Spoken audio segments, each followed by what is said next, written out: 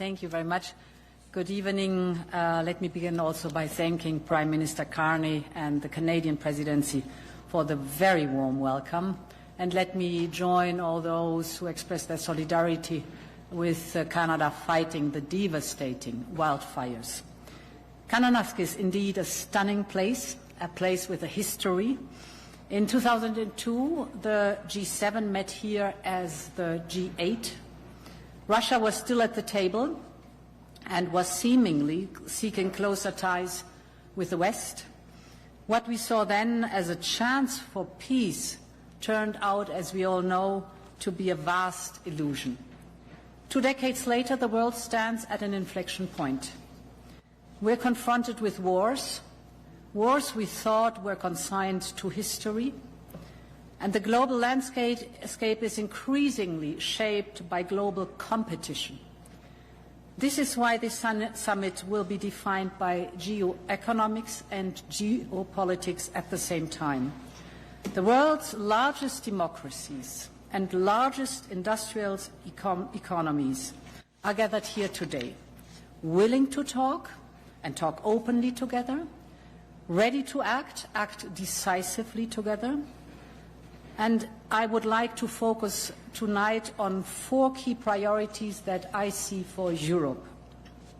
The first is, we're here to address the profound uncertainty and volatility of the global economy, which has already weathered 2 decades of shocks. We all recall the financial crisis, be it the global one or the one in the Eurozone. We recall the post-pandemic inflation and, of course, the Russia-induced energy crisis. Today, trade tensions persist. The risks are no longer abstract. They are material and mounting. When companies are unsure what conditions they'll face tomorrow, they delay investment today. When households expect price hikes, they stop spending. So we need a frank discussion among the G7 partners, restoring a sense of stability and predictability among ourselves. That is the first priority. We are so deeply connected, which means also that risks must be managed together, because tariffs, for example, don't just impact exporters. They are like taxes paid by families and businesses in importing countries. So let us keep trade between us fair, predictable and open. All of us need to avoid protectionist measures. This is an important message that the G7 can send to the markets and to the world. And let us stay focused together on the real and the structural challenges that demand our entire attention. And this brings me to my second point, economic security. It is a challenge we all have a crucial stake in, because all G7 countries are facing aggressive trade practices from non-market economies, from industrial overcapacity to weaponizing economic dependencies. These practices must be addressed. And because they affect all of us, we must respond together and bring an end to the era of globalism without guardrails. So we must diversify and strengthen our supply chains and raw materials.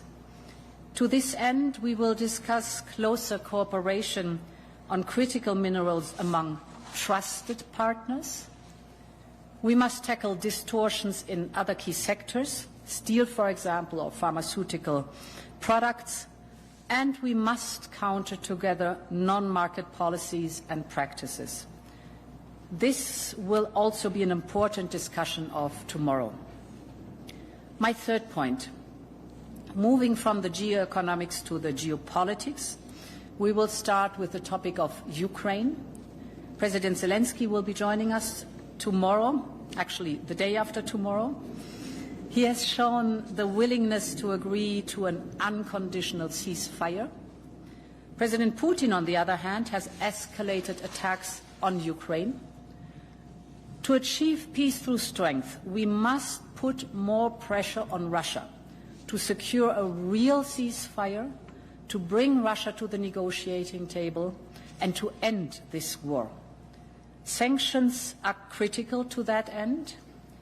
As a result of the G7 and EU sanctions combined, for example, Russian oil and gas revenues have fallen by almost 80% since the beginning of the war.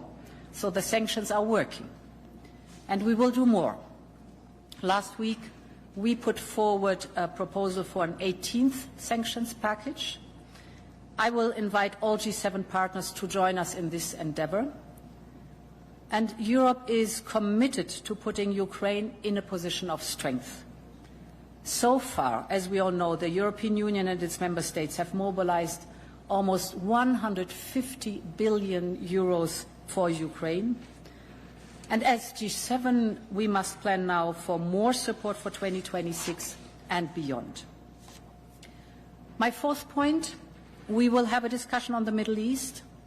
We're following with deep concern the situation, following Israel's strikes on Iran and the Iranian response. I spoke with Prime Minister Netanyahu today. I reiterated Europe's commitment to peace and stability in the Middle East.